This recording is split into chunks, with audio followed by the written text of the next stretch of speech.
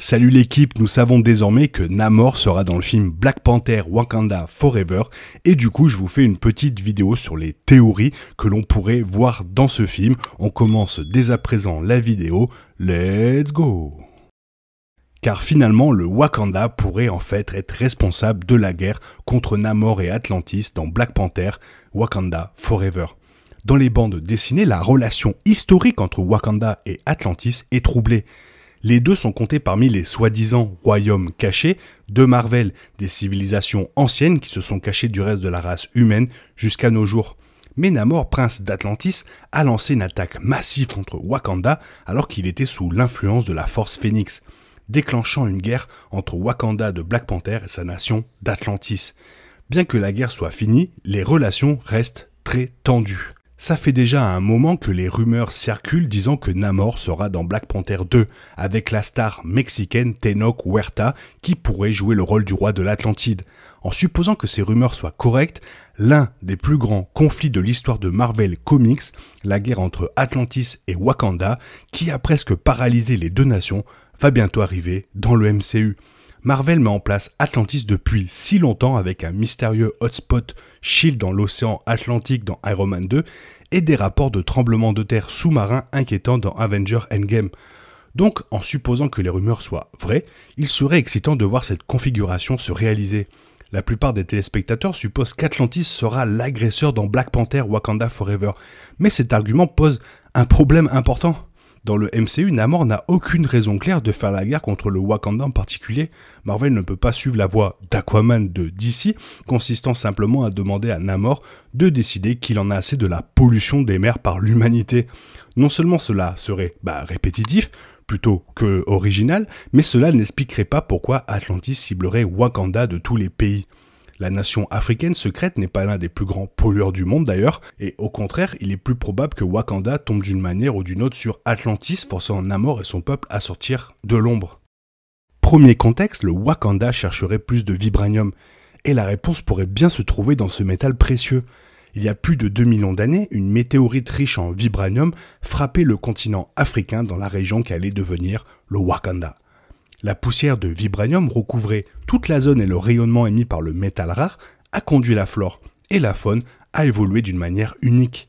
Les humains se sont installés dans cette région il y a plus de 10 000 ans et les conflits tribaux n'ont pris fin que lorsqu'un chef guerrier, Bashenga, a reçu une vision du dieu Panthère.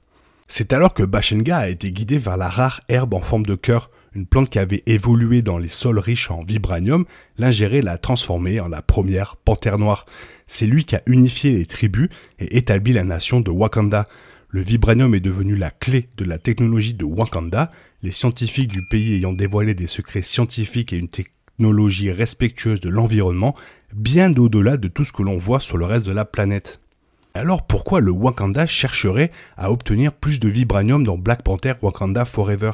L'hypothèse générale est que Wakanda est à court de vibranium et a besoin de plus de vibranium pour que sa société continue de prospérer.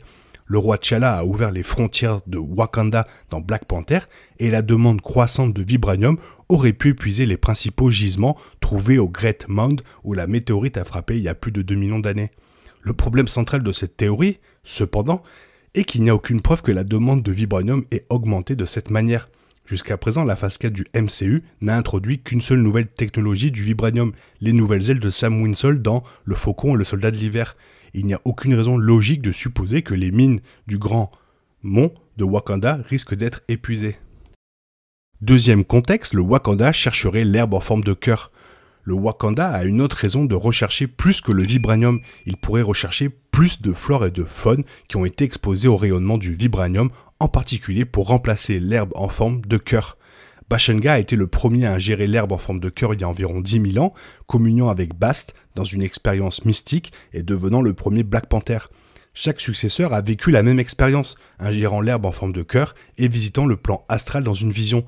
Tout cela a changé dans Black Panther lorsque Killmonger est arrivé au pouvoir à Wakanda et a tenté de s'assurer qu'il ne pourrait pas être remplacé en détruisant tous les stocks d'herbe en forme de cœur. Mais en 2020, Marvel Studios a publié The Wakanda Files, une exploration technologique du MCU à travers les yeux de Shuri, la plus grande scientifique du Wakanda.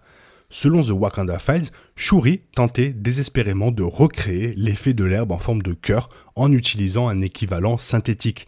Mais elle dessinait un blanc étant donné qu'elle n'avait aucune substance originale à étudier. Cela signifie inévitablement que T'Challa sera le dernier Black Panther. Et étant donné que la culture wakandaise tourne autour de la panthère noire, cette civilisation vieille de 10 000 ans risque de s'effondrer en cas de décès. Et fait troublant, cela semble avoir été exactement ce qui s'est passé dans Marvel, parce qu'ils se sont engagés à ne pas recaster T'Challa après le décès tragique de Chadwick Boseman. Et des vidéos de tournage suggèrent que T'Challa est effectivement décédé.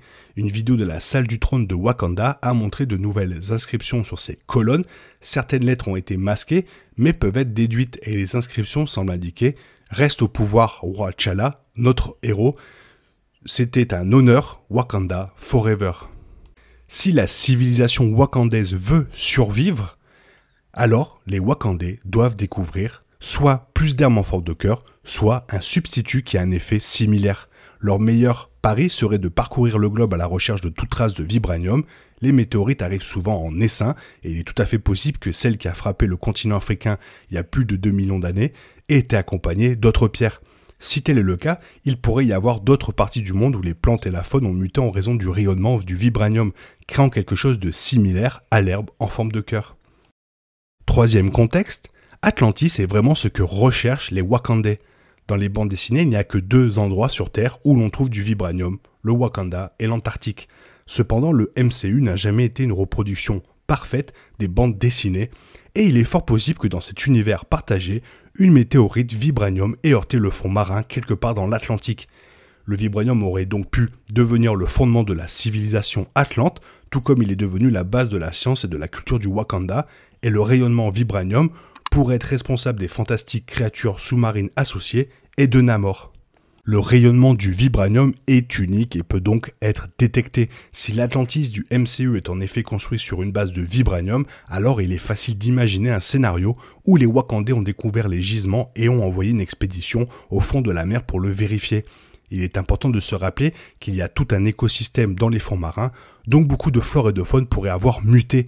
C'est particulièrement le cas si l'Atlantide de Namor du MCU se trouve au milieu de l'Atlantique, comme peut être indiqué par le Hotspot Shield d'Iron Man 2, où la dorsale médio-atlantique fournit une source d'énergie alternative pour la vie au Soleil. L'expédition de Wakanda, probablement dirigée par Shuri, chef du groupe de recherche wakandais, se dirigerait alors vers les fonds marins en s'attendant simplement à découvrir des créatures et des plantes mutées et à la place découvrir l'existence de la ville d'Atlantis, incitant Namor et les Atlantes à répondre pour tenter de continuer à dissimuler leur existence. Cela pourrait facilement servir à déclencher la guerre Atlantis-Wakanda dans Black Panther, Wakanda Forever. Ce qu'il faut aussi retenir, c'est que Namor est un membre des Illuminati. Donc pourquoi on ne pourrait pas le voir, lui, ou un variant dans le film Doctor Strange 2, et le voir par la suite dans Black Panther 2, Wakanda Forever. Mais après, personnellement, je pense qu'il sera peut-être méchant au début de Black Panther 2, car quelqu'un l'incitera à devenir méchant et à attaquer le Wakanda. Mais finalement, il restera gentil et pourra donc faire partie des New Avengers, les Illuminati, avec l'équipe de Doctor Strange. Voilà, c'est tout ce que j'avais à dire sur Black Panther 2, Wakanda Forever et Namor. J'espère que cette vidéo t'a plu. Si elle t'a plu, n'hésite pas à la liker et à t'abonner. En attendant, je te souhaite une bonne matinée, après-midi, peut-être une bonne soirée ou un bon week-end. Bisous bisous, hasta la vista.